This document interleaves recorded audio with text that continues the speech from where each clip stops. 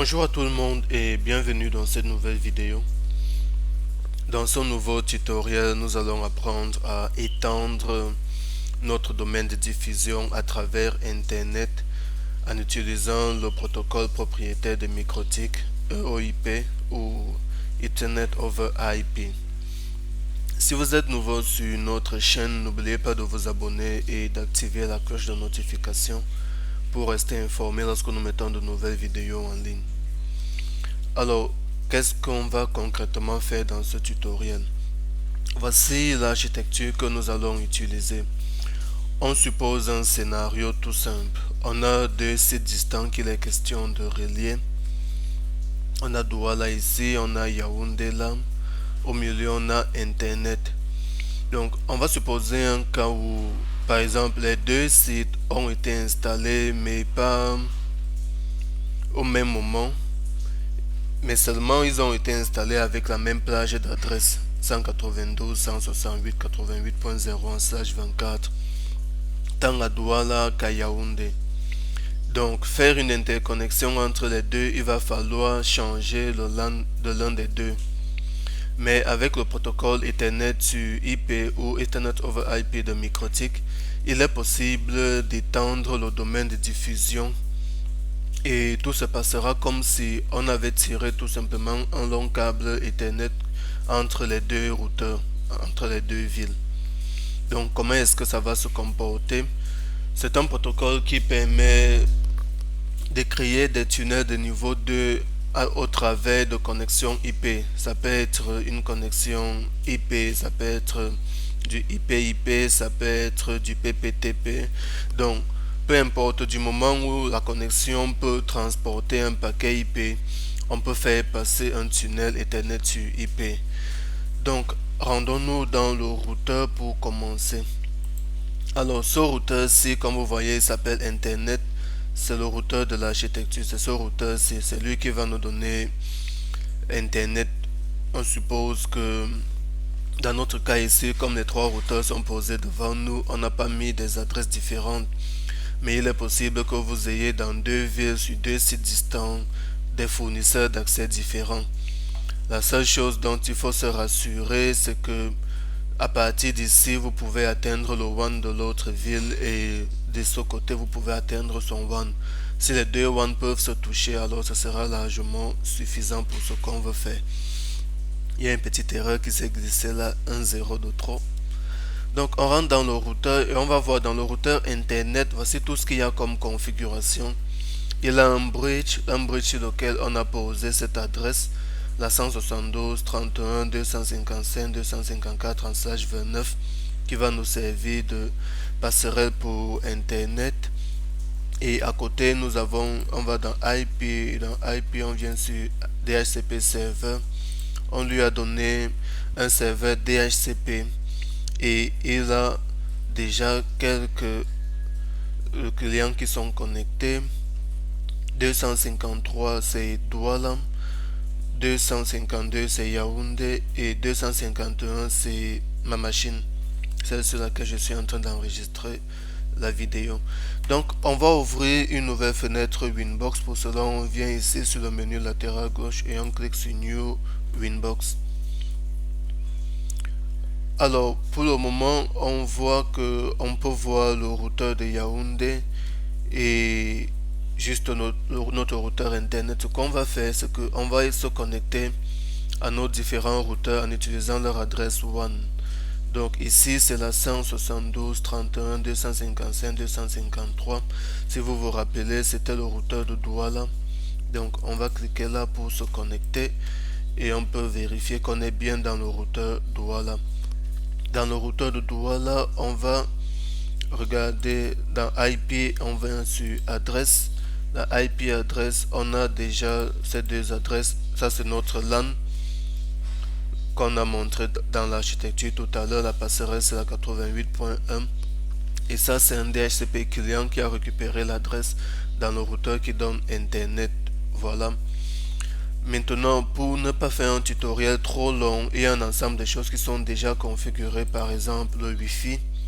Le Wi-Fi ici est déjà configuré, son SSID c'est Douala Wi-Fi, voilà. Et Security Profiles dans les profils de sécurité. On va sur Settings et on décoche la case Hide Password. Douala 2019, on a le Wi-Fi qui est déjà configuré. Ensuite, il y a le bridge pour le réseau local. On a un seul bridge qui est venu avec la config par défaut, on n'a pas changé. Et voici tous les ports qui sont dans le bridge. On a le Wi-Fi et les ports 2 jusqu'à 5 qui sont dans le bridge local. Et c'est pareil dans le routeur de Yaoundé comme on va le voir tout à l'heure. Alors, ce qu'on va faire pour configurer concrètement notre tunnel Ethernet sur IP, on va sur Interface et dans Interface, on vient sur l'onglet Ethernet sur IP ou EOIP Tunnel. Voilà. On va cliquer sur le bouton plus pour ajouter un nouveau tunnel et on va l'appeler to Yaoundé vu que nous sommes dans le routeur de Douala. Alors, les paramètres qui sont là, le type de tunnel c'est Ethernet sur IP, la MTU va être générée automatiquement, que ce soit ou même la MTU réelle qui va être utilisée. La MTU de niveau 2 également va être renseignée automatiquement. L'adresse MAC du tunnel, on peut laisser l'adresse générée par défaut, mais pour des besoins de sécurité, d'après les recommandations de l'IANA, vous pouvez généralement la changer en quelque chose. Voilà, je peux juste la changer comme ça. On a activé le protocole ARP pour pouvoir faire une résolution d'adresse. Le timeout va être renseigné automatiquement. On n'a pas besoin de le renseigner. Local address, on n'a pas besoin non plus pour ce tutoriel-ci. On verra comment on utilise cette option dans d'autres tutoriels, mais pour celui-ci, on n'en a pas besoin. Remote IP address, on va mettre l'adresse distante. Quand on a regardé le DHCP serveur de routeur internet, on a vu que le routeur de Yaoundé, c'était la 255.252. Donc c'est ce qu'on va renseigner là. Le tunnel ID, c'est un identifiant unique de ce tunnel-ci. On suppose un cas où vous avez plusieurs de ces tunnels dans le routeur. Alors il faudrait que chaque tunnel soit identifié de façon unique. C'est la raison pour laquelle on définit un tunnel ID et il doit être non seulement unique dans le routeur, mais il doit être le même de l'autre côté dans l'autre routeur avec lequel on s'apprête à établir ce tunnel. Ensuite, on a IPsec Secret, on verra dans un autre tutoriel à quoi ça sert. Pour aujourd'hui, on ne le verra pas. Le Keep Alive. Alors, pour le Keep Alive, ce qu'on va faire... Non, on va d'abord le désactiver. Je voudrais vous montrer effectivement à quoi sert un Keep Alive dans un tunnel comme ça, lorsqu'on fait des interconnexions de sites. Je reviendrai énormément sur cette notion de Keep Alive dans la plupart des tutoriels sur les interconnexions qu'on verra. Don't Fragment, on va laisser les autres paramètres par défaut sans les changer. Allow Fastpath également pour faciliter la connexion ou l'établissement du tunnel. Loop Protect, dans les autres onglets en général, on ne va rien changer de ce côté-ci. Donc, on finit là et on applique et OK.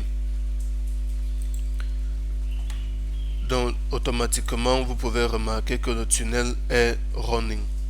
Je voudrais qu'on remarque bien que dès qu'on a créé le tunnel, il apparaît comme étant running. Donc, la deuxième chose qu'on va faire, on va ouvrir une autre fenêtre Winbox. Cette fois-ci, on va se connecter au routeur de Yaoundé. Lui, il finit par la 252.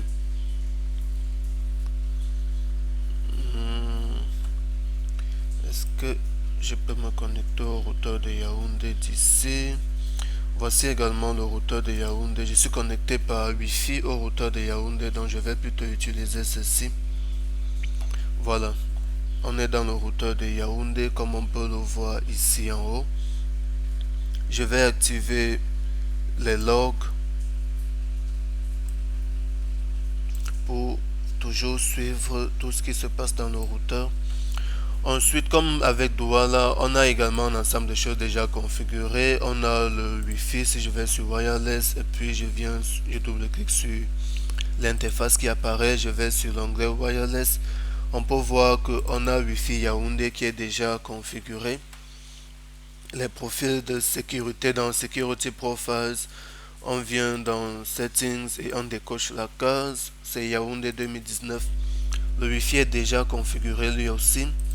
Et en bridge, on a le bridge qui est venu avec la configuration par défaut qu'on n'a pas changé. Les ports qui sont dans le bridge, on va des ports 2 jusqu'à 5 plus le port Wi-Fi. Voilà. Ensuite, on va dans IP et dans IP, on va sur adresse. Voici la liste de nos adresses. Effectivement, on a notre LAN ici. Comme on s'apprête à utiliser le même LAN des deux côtés de notre interconnexion, c'est pour ça que j'ai changé la passerelle ici en point 2. Par défaut, c'était la point 1. Et on a notre DHCP client ici qui nous a pris cette adresse dans le routeur qui donne internet. Donc si on va sur IP DHCP client, on peut bien voir que on a ce DHCP client ici. Voilà. Maintenant, on va configurer notre tunnel Ethernet. On va sur Interface, on va sur l'onglet EOIP Tunnel et on va rajouter un tunnel. On va l'appeler comme tout à l'heure Douala cette fois-ci. On a déjà parlé des autres paramètres. Tout ce qu'on va changer ici, c'est l'adresse IP. Douala, c'est la 253. L'ID du tunnel qu'on a mis de l'autre côté, c'était 1. Et on va désactiver également le Keep Alive. Voilà, les autres paramètres restent inchangés. On applique et OK. Par défaut, vous voyez que également de ce côté, le tunnel est passé running directement. On va tirer ceci, on va le garder quelque part. Voilà, pour le moment, les deux sites sont... On a déjà notre tunnel qui est établi, mais les deux LAN ne peuvent pas encore se toucher. Donc si je vais sur New Tunnel et j'essaie de faire un ping sur la passerelle de Douala,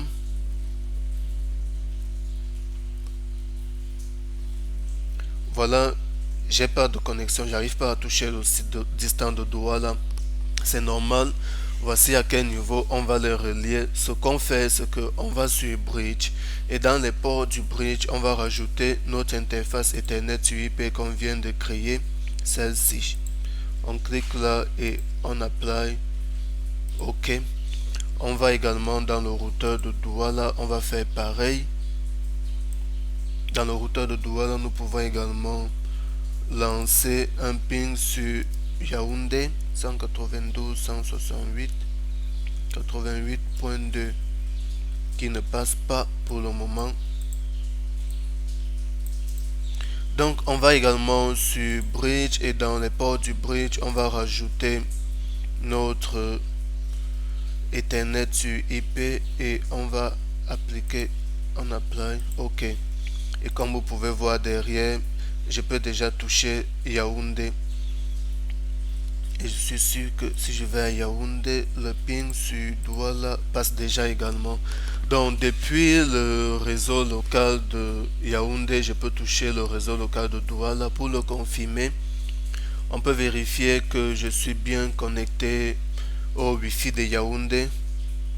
Ce que je vais faire, c'est que je vais lancer un ping sur Douala. Donc if je vérifie d'abord WLAN 0.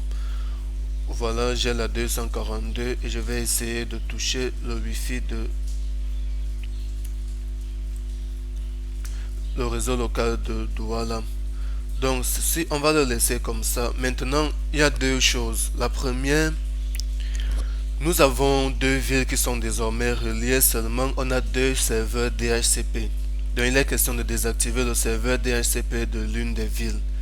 Pour cela, avant qu'on ne le fasse, je voudrais d'abord qu'on vérifie l'importance du Keep Alive que je vous ai demandé de désactiver tout à l'heure. Donc ce que je vais faire ici, c'est le routeur de Yaoundé. Je vais désactiver l'interface. j'ai désactivé ce tunnel. Mais lorsque je rentre dans le routeur de Douala, de ce côté, vous voyez le tunnel, il est toujours running. Et à aucun moment il ne va passer down parce qu'il ne se rend même pas compte que le tunnel de Yaoundé est tombé. Et c'est généralement ce problème que les gens ont lorsqu'ils font des interconnexions de sites et n'ont pas pris la peine d'activer le Keep Alive. Le Keep Alive permet tout simplement de transformer votre protocole, même si c'est un protocole à vecteur de distance, en un protocole à état de lien qui va tout le temps vérifier que son vis-à-vis est toujours up. Donc pour cela, ce qu'on va faire ici, si j'active le Keep Alive de ce côté, voilà, le Keep Alive, il va vérifier toutes les 10 secondes et il va vérifier il va faire 10 tentatives. C'est ce que ces deux champs veulent dire. J'applique et OK. On va attendre quelques secondes pour voir si le tunnel va effectivement enlever le flag running de ce côté pour confirmer que effectivement le routeur n'arrive plus à toucher son vis-à-vis.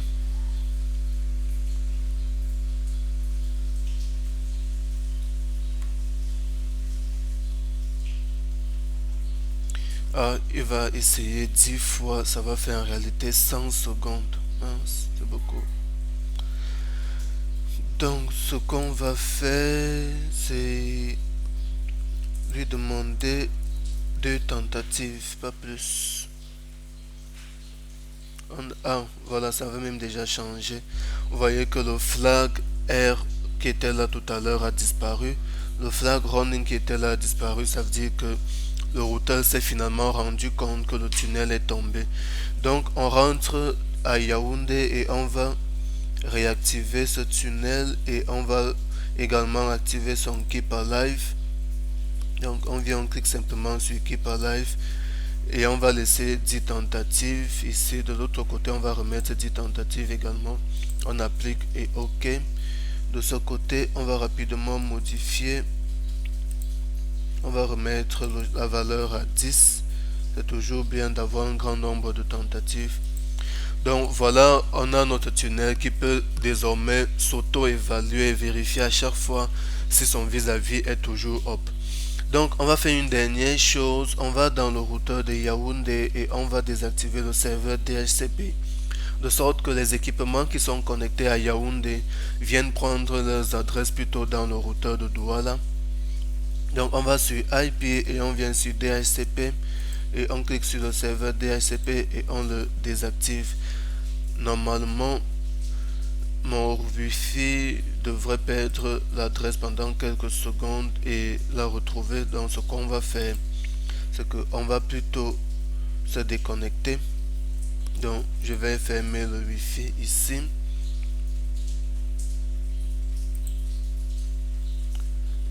OK. Et puis je vais désactiver ceci et je vais rentrer. Voilà. Donc on peut désormais essayer de se reconnecter à un Wi-Fi et je vais me reconnecter au Wi-Fi de Yaoundé. Donc je vais select Network. Oui, réactiver le Wi-Fi et je vais sur non Wi-Fi Yaoundé. Voilà. Je suis déjà connecté au Wi-Fi Yaoundé. On peut donc vérifier à nouveau si j'ai pris une adresse. Dans if config wlan 0. Voilà, j'ai pris une adresse à nouveau et je peux toujours toucher Douala. Donc voilà, si on résume tout ce que nous venons de voir, on a créé un tunnel Ethernet sur IP pour relier deux villes et qui utilisent le même réseau, la même plage pour le réseau local 192.168.88.0/24. Et on a désactivé le DHCP serveur de Yaoundé, de sorte que tous les équipements qui sont à Yaoundé viennent prendre les adresses dans le serveur DHCP de Douala. Donc, et comme vous pouvez remarquer, on n'a fait aucune règle de routage pour relier ces deux sites. on a tout simplement, ici on est à Yaoundé, donc on fait un ping sur Douala. Ici c'est Douala, donc on peut faire un ping sur Yaoundé. Mieux, on peut essayer de toucher la machine qui est à Yaoundé, celle-ci. Voilà, ma machine qui est connectée au Wi-Fi de Yaoundé. Donc voilà, vous voyez, non, aucune règle de routage, aucune règle de NAT, rien, rien, rien. Juste un tunnel Ethernet sur IP qu'on va rajouter au bridge local de notre routeur. On va dans bridge, voilà. Et ça permet de relier nos deux villes en quelques minutes sans avoir à se casser la tête avec des règles de routage et tout le reste. Donc voilà en quelques minutes comment on fait pour étendre son domaine de diffusion à travers Internet avec le protocole propriétaire de MikroTik Ethernet sur IP. Si vous aimez nos vidéos, n'oubliez pas de les liker, de les partager et surtout de rester abonné à notre chaîne pour plus de vidéos encore.